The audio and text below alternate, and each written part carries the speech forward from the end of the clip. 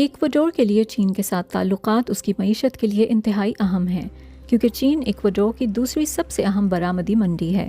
Boston university کے inter American dialogue کے مرتب کردہ اعداد و شمار کے مطابق گزشتہ 5 برسوں میں چین نے ایکواڈور کو $18 ارب کا قرضہ دیا ہے۔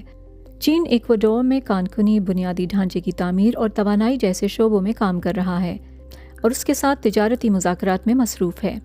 چین نے کم از کم اس سال ستمبر کے مہینے تک ایکواڈور کو کووڈ-19 کی نصف سے زیادہ ویکسینز فراہم کی ہیں۔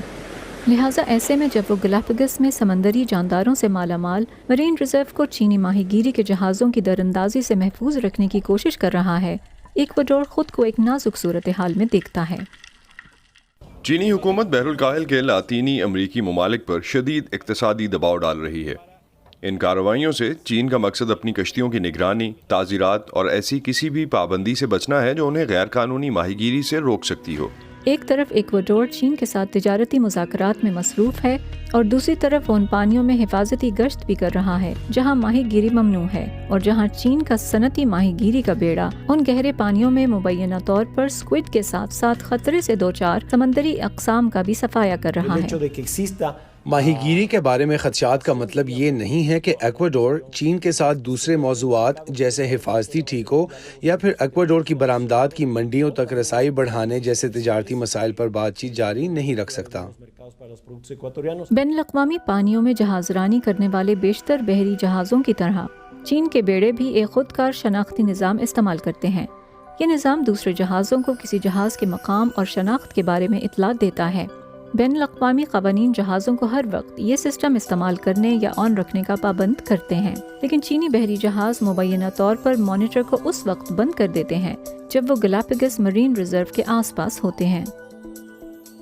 مثال کے طور پر پچھلے سال گالاپاگوس میں مچھلیاں پکڑنے والی چینی کشتیوں میں سے صرف نصف نے اپنا خودکار شناخت کا نظام آن رکھا تھا۔ یہ طریقہ کار انتہائی مشکوک ہے۔ شناخت کے نظام کو بند کر دینا غیر قانونی ماہی گیری کے ممکنہ ارادے کی طرف اشارہ کرتا ہے۔ گلوبل فشنگ واچ کے مطابق 2020 میں چین کے 42% بحری بیڑوں کی 24 گھنٹے سے زیادہ کی لوکیشن ٹرانسمیشن میں بین الاقوامی قوانین کی خلاف ورزی نظر آتی ہے۔ ایل سیلواڈور میں امریکی سفیر جین مینز تجربہ کار سفارتکار اور ماہی گیری کی ماہر ہیں۔ آپ صرف یہ نہیں کہہ سکتے کہ بجلی چلی گئی یا کچھ اور ہو گیا۔ اگر آپ اپنے مکمل سفر میں سے نصف کے دوران یعنی ایک دن میں 8 گھنٹے سے زیادہ کے لیے اس نظام کو بند رکھتے ہیں تو آپ یقیناً کوئی غلط کام کر رہے ہیں۔